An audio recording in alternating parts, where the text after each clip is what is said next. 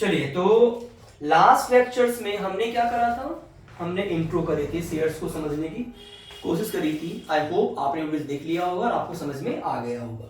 आज जब हम शेयर्स को इश्यू करेंगे तो उसके एंट्रीज कैसे कैसे किए जाते हैं हम उस पर डिस्कस करेंगे। तो सबसे पहले कंपनी क्या करता है, शेयर्स को इश्यू करता है और इश्यू करने के बाद जो पब्लिक होगी इंटरेस्टेड वो एप्लीकेशन देगी। इसका ये मतलब है कि यहाँ पे भी जो बिजनेस स्टार्ट होगा वो कैपिटल से होगा, तो सीधी सी बात है इस कैपिटल को कहाँ से लेना है, मुझे पब्लिक से लेना है। तो सबसे पहली एंट्री किसकी होगी, regarding receiving of application money. Company ने तो अपना पार्ट कर दिया, तो सबसे पहली जो एंट्री होगी वो क्या होगी, एंट्री रिगार्डिंग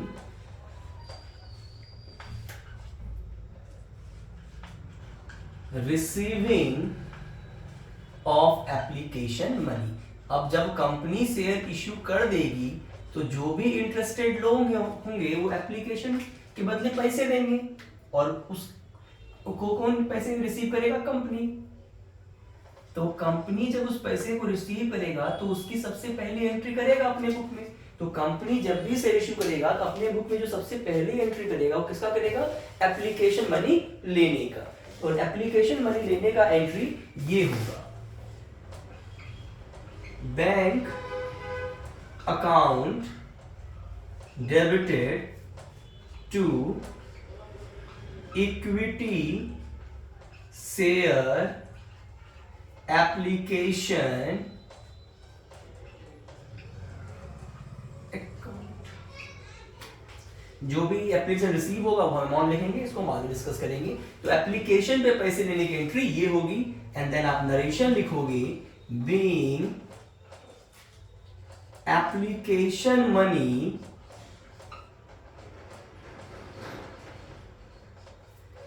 रिसीव्ड ऑन, जितना भी शेयर पे होगा, जितने का होगा, eight the rate of dash per share. अब वो क्वेश्चन से मालूम चलेगा, वो आप लिख दोगे proper.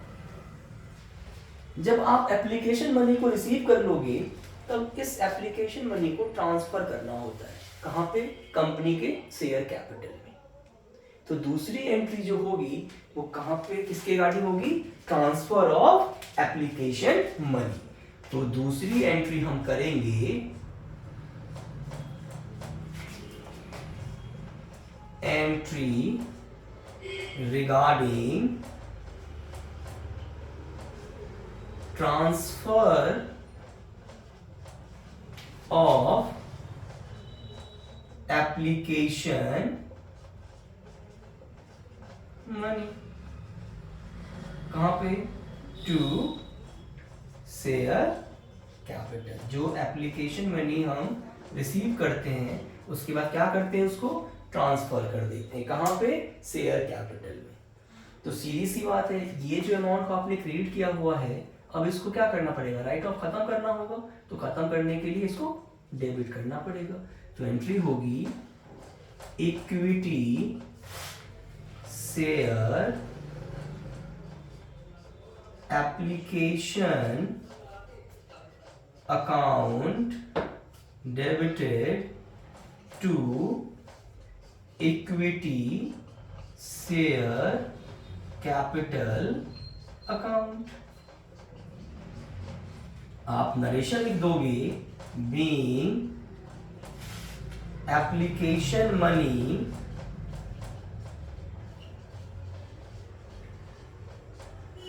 transferred to equity share capital। एक बात आपको याद रखना है, जब भी कंपनी शेयर इश्यू करेगा तो सबसे पहले वो एप्लीकेशन मनी लेगा, और एप्लीकेशन मनी रिसीव करने की ये एंट्री होती है। जब वो एप्लीकेशन मनी रिसीव कर लेगा देन उसको कहाँ ट्रांसफर करेगा, शेयर कैपिटल में। जैसा कि मैंने आपसे बताया हुआ है कि एप्लीकेशन ज्यादा भी हो सकता है, कम भी हो सकता है, तो इस सब की बातें हम करेंगे बाद में। फिलहाल आपको इतना समझना है कि एंट्री कैसे कैसे होता है, और एंट्री हमेशा इसी तरह के सीक्वेंस में होते हैं। तो प्लीज एंट्री को अपने दिमाग में रखेंगे। फिर अमाउंट का कैलकुलेशंस मैं आपको धीरे धीरे आगे आगे पार्ट्स में बताता जाऊंगा। तो सबसे पहले एप्लीकेशन मनी रिसीव करने की एंट्री, फिर एप्लीकेशन मनी को ट्रांसफर करने की। अब ये होता क्या, पहले ये समझते हैं। एप्लीकेशन का मतलब, मैं कंपनी हूं, मैंने इशू कर दिया।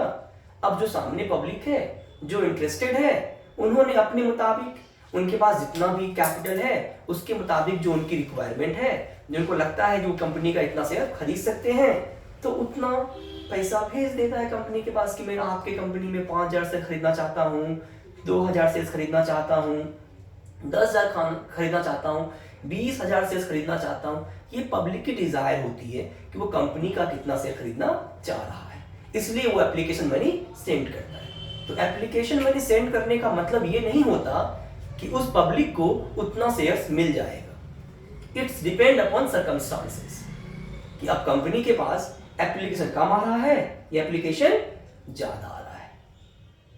हाँ, एप्लीकेशन मनी देने का मतलब होता है कि उस पब्लिक को इतना शेयर उस कंपनी में खरीदना इंटरेस्ट है कि भैया मैं उस कंपनी का इतना शेयर खरीदूं, इसलिए उसने पर एप्लीकेशन जो फीस होगी, जो चार्ज होगा, जितना शेयर खरीदना चाहता है उतना मल्टीप्लाई करके उसने कंपनी के पास दे दिया।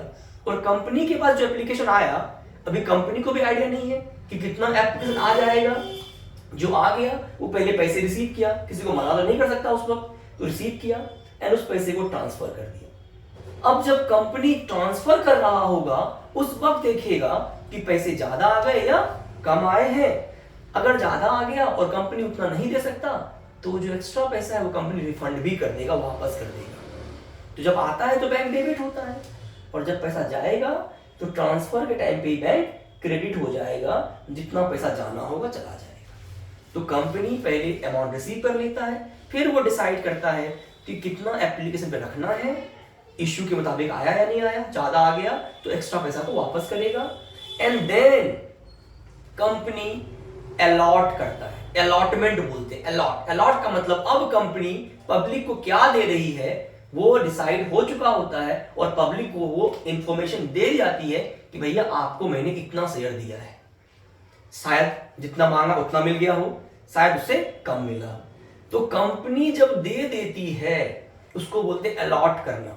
और जब अलॉट हो जाता है, अलॉट, तब आप अलॉटमेंट की एंट्री करोगे। तो पहले एप्लीकेशन मनी, फिर ट्रांसफर करने का।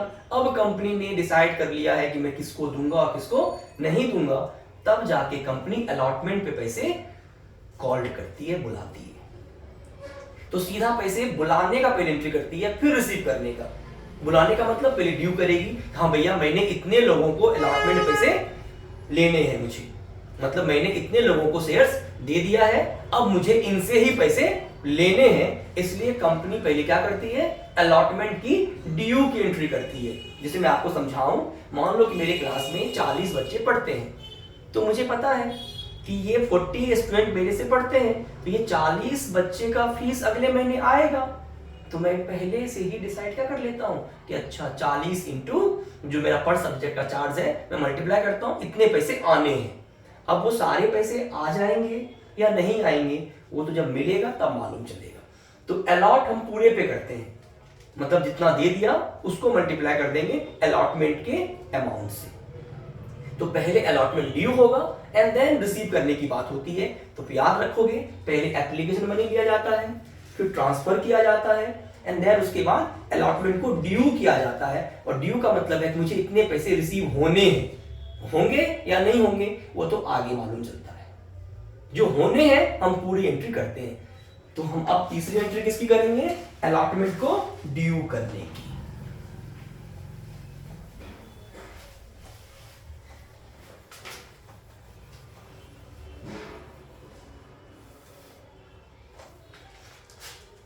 तो हमारी अगली एंट्री होगी entry regarding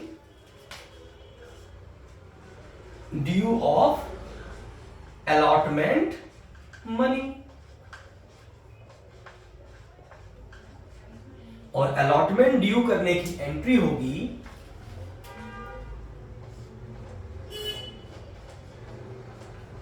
equity share allotment account debit to equity share capital account। Narration क्या लिखेंगे? being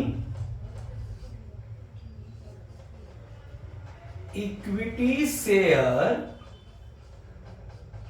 allotment money due on dash shares। अब कितना शेयर है सवाल से मालूम चलेगा।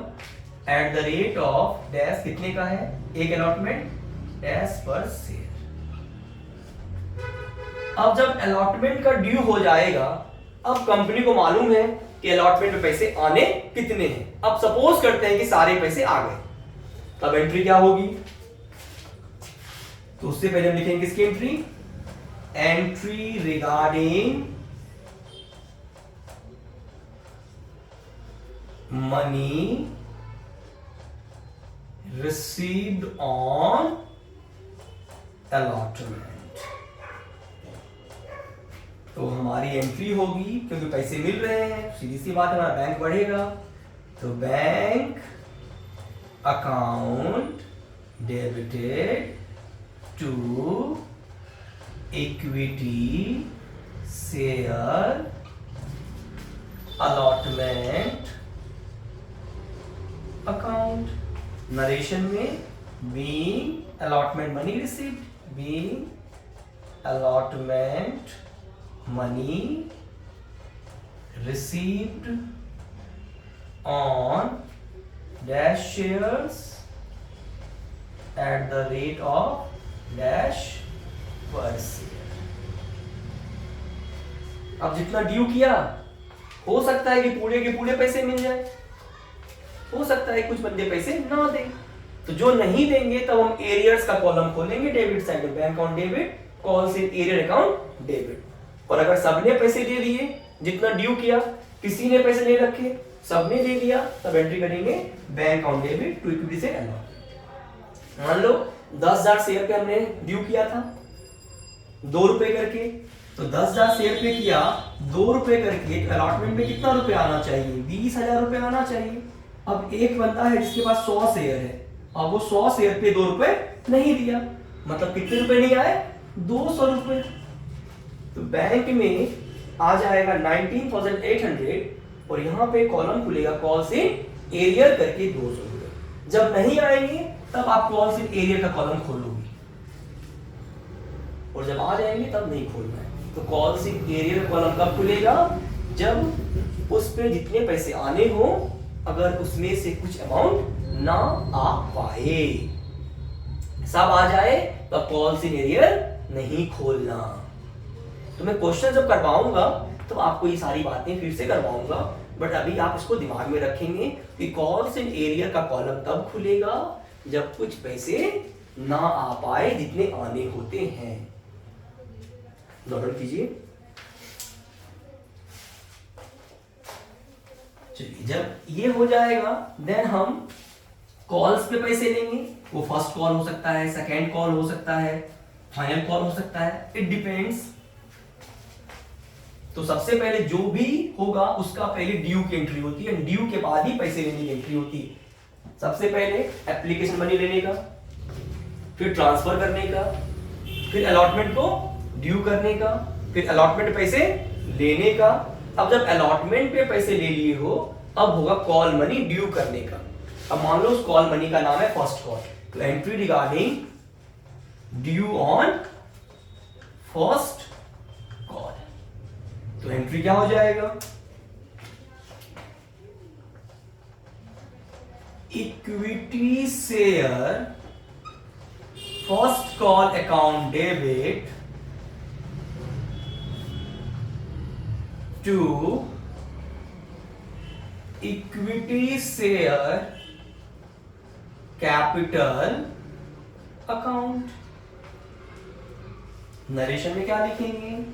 Being equity share first call due on dash shares at the rate of dash per share. जब आपका फर्स्ट कॉल ड्यू हो जाएगा तो ड्यू होने के बाद आप क्या करोगे, पेमेंट लोगे और पेमेंट लेने की एंट्री करोगे फिर से।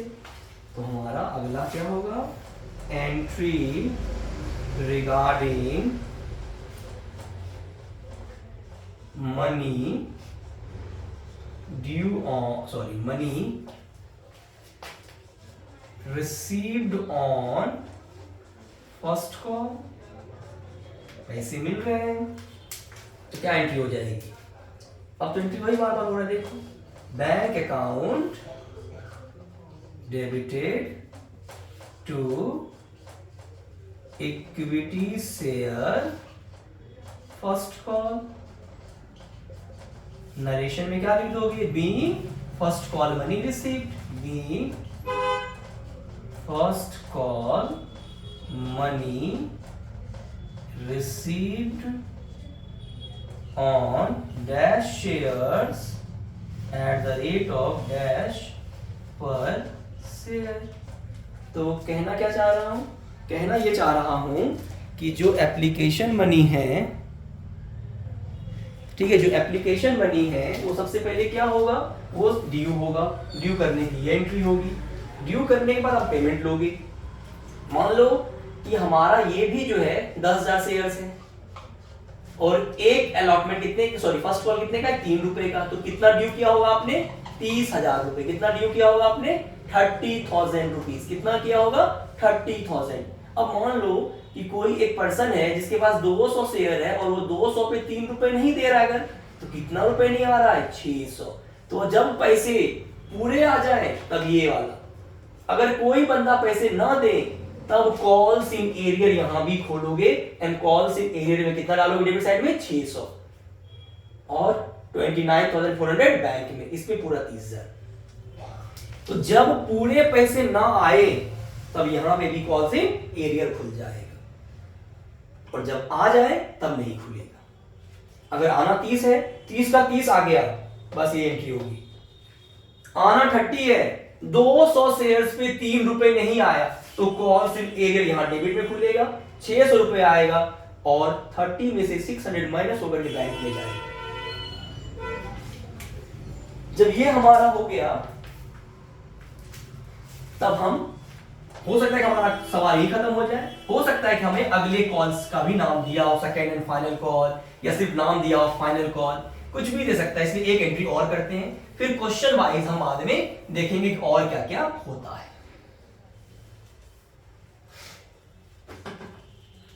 तो entry regarding due on second and final call.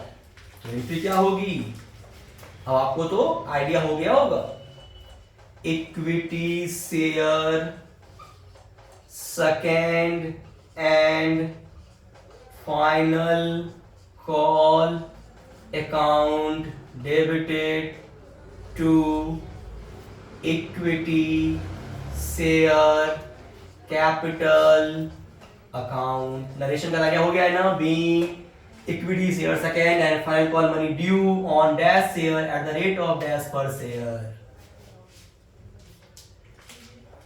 Being equity share second and final call money due on dash share at the rate of dash per share. Dash का मतलब जितना शेयर होगा।